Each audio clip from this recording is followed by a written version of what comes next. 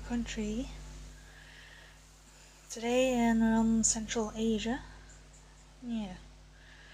First of the Central Asian countries we're doing is probably more North Asia. If north of Central Asia kind of thing. So yeah, we're on Kazakhstan today. Yeah. And yeah, starting off with history, millions of years ago, people began to develop the fertile rich land. What was rich in wild animals in the territory of what is now modern Kazakhstan. The first ancestors of Homo sapiens, the Pithecanthropus and Neanderthals, were known to have settled in the mountains. So I forgot any of those names. Settled in the mountains of Karatau in the Zambales region, and Magyarsto in northern Balkhash, where this is also confirmed by archaeologists that tribes in northwest Kazakhstan had domesticated camels, wild shepherd dogs, mountain sheep, and mastered horse breeding and all. And they had learned to make tools from copper, stone, bone, and clay. In the 4th to 3rd millennia BC.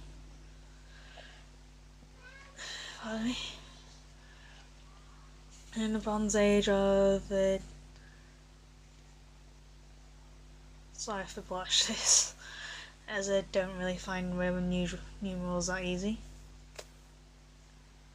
In the 17th to 8th century BC, during the Bronze Age, tribes lived on the territory of Kazakhstan and practiced cattle breeding, agriculture and metallurgy, and lived in large villages surrounded by walls and moats, as it was a prototype of what is now a city. And they were known for the brave rock warriors and all that. Later the territory was settled by the Sakas or Scythians, as those tribes were nomads, nomadic or semi-nomadic, and some practiced agriculture in the valley of the rivers Saidaya, Shu and Talas. Sakas were famous for being excellent horsemen and all. And they are among the first to have mastered the technique of shooting a bow and arrow at a full gallop. In addition, the Sakas had their own written language, mythology, and engaged in art, as the style in which Saka painters and jewellers created their works subsequently were named animal style by historians. And Empress Tomyris is one of the more famous Saka rulers who fought against Persian invaders, most notably Cyrus the Great, who subsequently winning his army and executing him.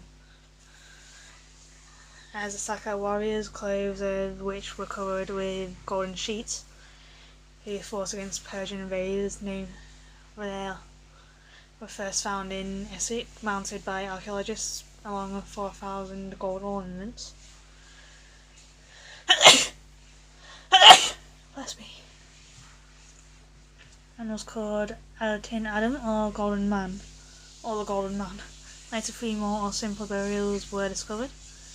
And in the 2nd century BC,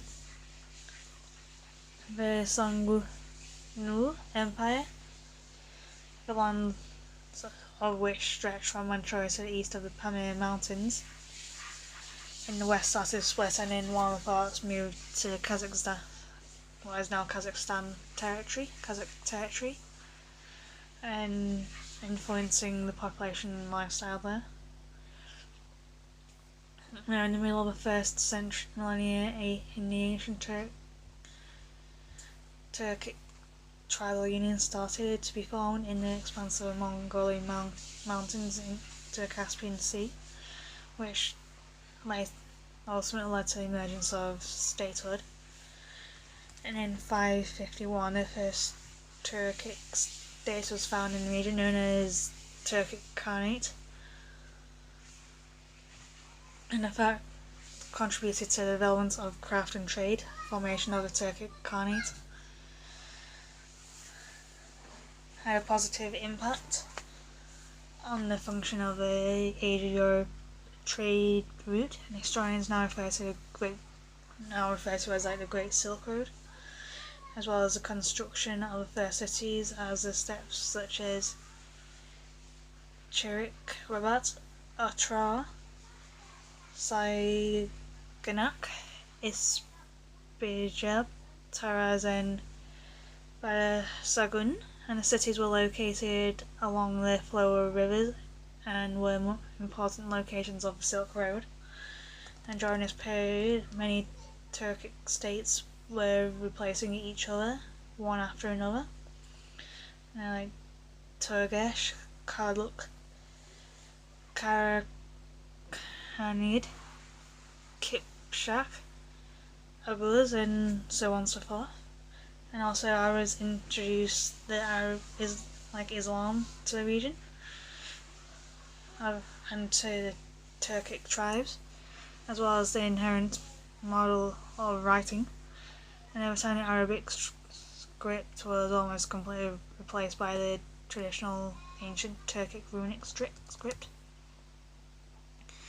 And in 1218, Genghis Khan's troops invaded Kazakhstan, as we may be hearing a little bit more of him, and destroyed cities like Otrar, Saganak, and Ashnas, and many more. And the first nomads provided fierce resistance, but many nations laid down their arms voluntarily or forcibly joined the armies of Genghis Khan. But after the death of Genghis Khan, the Mongol Empire was divided into several independent states, as Eastern Kipchak, the territory of Kazakhstan, parts of the territory of Kharazm, and western Siberia became part of the Golden Horde, and a state created by Batu, the grandson of Genghis Khan. And the vast majority of the horde was representatives of the Turkic tribes, such as the Kipchak, Gangli, Naiman, and Karayit Kanrat.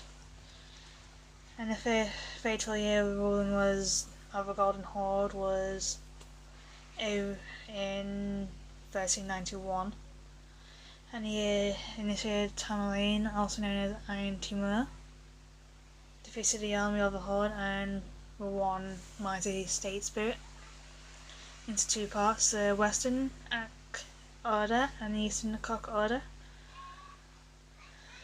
and the latter in turn divided into two wings, Nogai Order and Uzbek Khanate.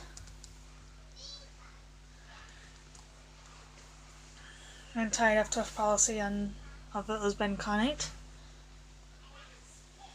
the Anibek and the Karani Sultans left Suriadaya steppes with Aulud in 1460, and they moved to Zetisu in the Almaty region, where they in 1465 created the Kazakh Khanate, and started expanding the boundaries with the death of Uzbek Khanate's Khan, which over time reached the territory from Irtish to Zyk rivers and joined the region of Tolga Khan.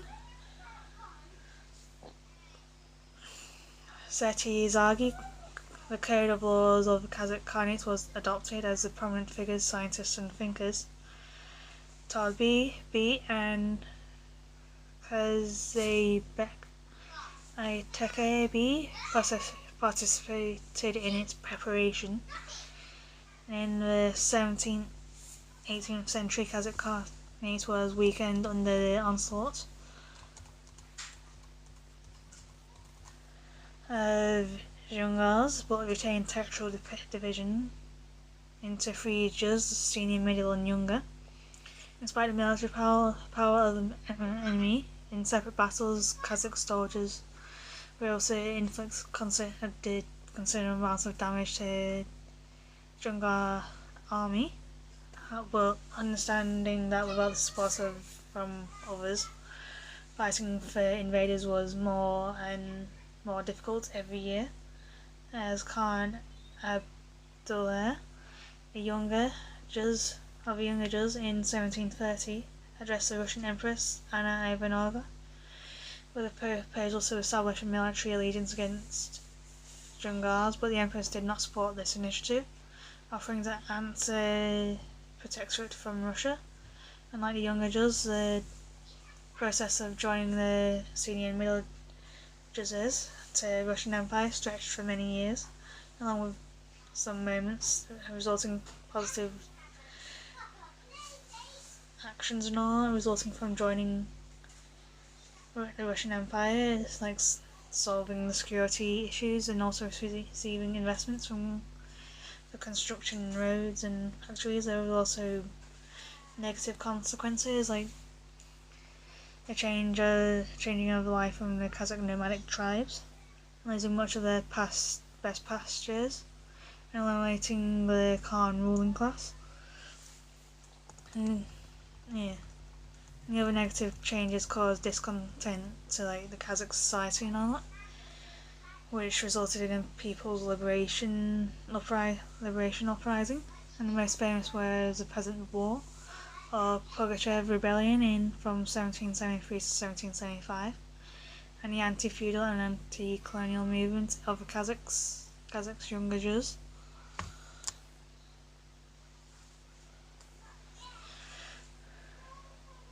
Under the leadership of Sayrum Datali from 1783 to 1797, the uprising of the poor Western Kazakh led by Istai Tayman Uli and Makhambet Atemisuri from 1836 to 1837 and so on.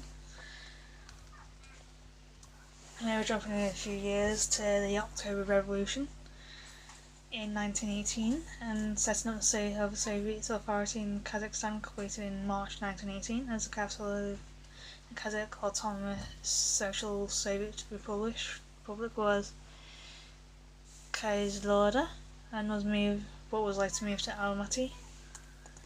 In the 30s, the process of industrialization began in the country, which allowed Kazakhstan to become one of the largest industrial regions of the USSR. Near the time, Kazakhstan had become a major supplier like zinc, titanium, magnesium, tin, phosphorus, chromium, silver, and molybdenum for the need of dense defense industry and technically SSSR. However, harsh policy of the Soviet rulers had led to a reduction of the population due to the famine of the 1940s and mass repression and all that.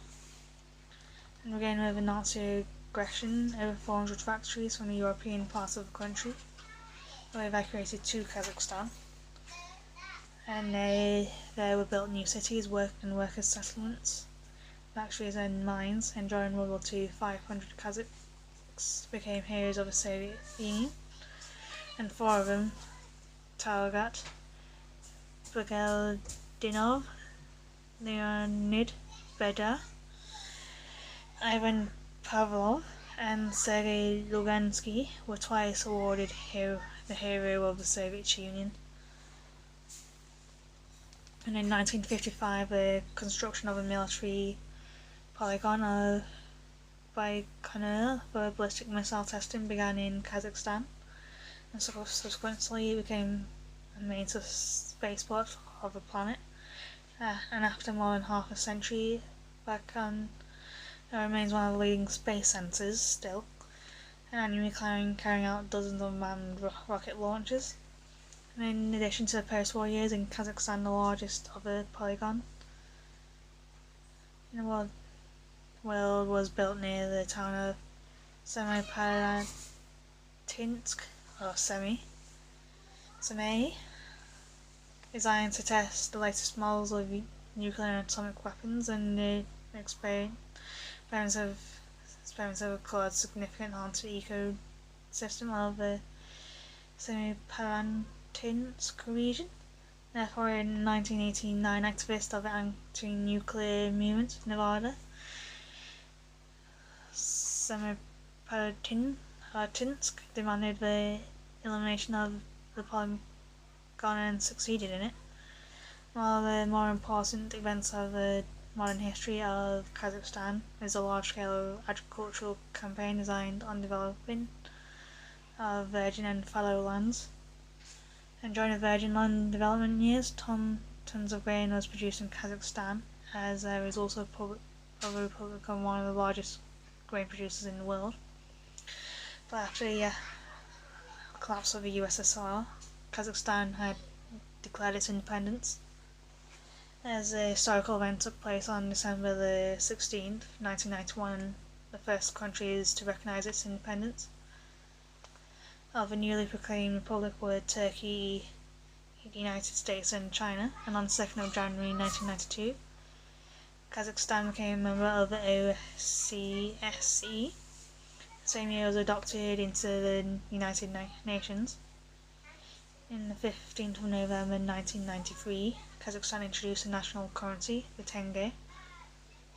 In October 20th, 1997, the capital of Kazakhstan was moved from Almaty to Astana, as what was then called Akmola. So yeah, that's a bit of history for you. And there's like not a lot more now. So yeah, as a constitution, moving on to language, as the constitution declares Kazakh as a state of official language and requires that the president of a country be a speaker of the language. As a Russian is a second official language, but both are recognised for commercial purposes, while Kazakh is spoken by about 64.4% of the population. Russian is spoken by a bigger majority, as 95% are able to speak it, as Kazakh is a Turkic language in a Cyrillic script, and is modern form utilising many foreign words from such as Russian, Persian, Arabic, Mongol, Chinese, Uzbek and Tatar. And to many foreigners in the country, Kazakh can be difficult to understand or pronounce, and Russian can be harder to learn. In spite of the efforts to stamp out the Russian language, especially after the country gained independence in 1981, Almaty province and the northern areas have remained predominantly Russian-speaking. There are other languages that are spoken in the country, including German, with 958,000 speakers. Then there's also Uyghur with 300,000, Ukrainian with 898,000, Tatar with about 328,000, Belarusian with 183,000, Korean with 103,000, Polish with about 60,000, Greek with 47,000, and Romanian with 33,000. As Kazakh and Russian have 5,290,000 and 6,230,000 speakers, and respectively.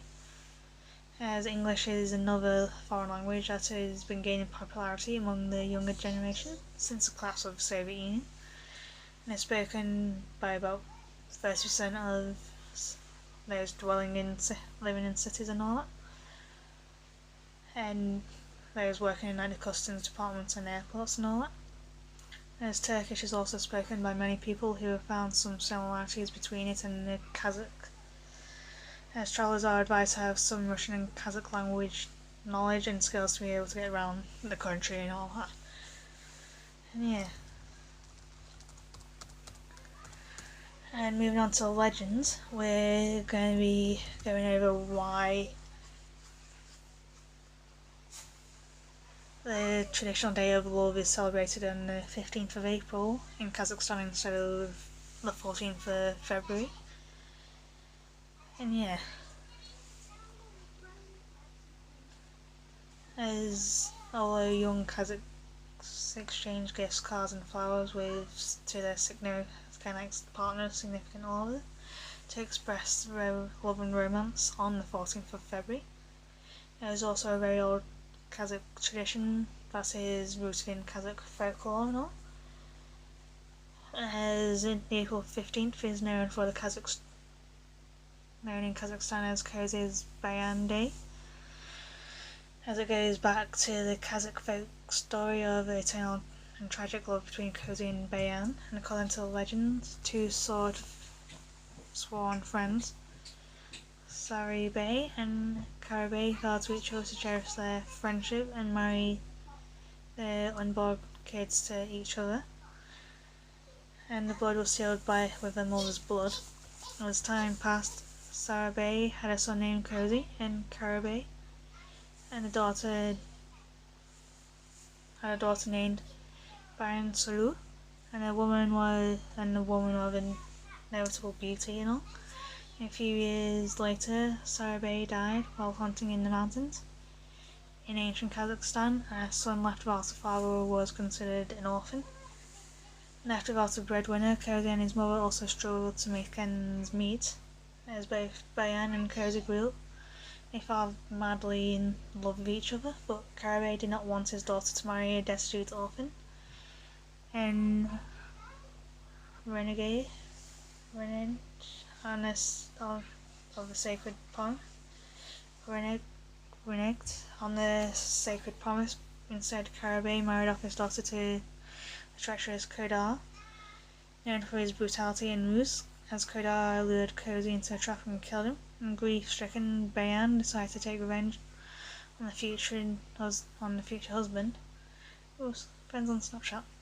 As she told Kodar that she would only marry him if Kodar descends into the well holding Bayan's long braid and bring water from the well. As Kodar descended into the well, Bayan cut off her beautiful braid and ordered her servants to fill the well with stones, and after killing Kodar, Bayan stabbed herself in the heart. So it's kind of like a Romeo and Juliet story kind of thing. As the legend is a celebration of traditions, love and commitment. And yeah. I'll see you all later, and yeah, bye for now.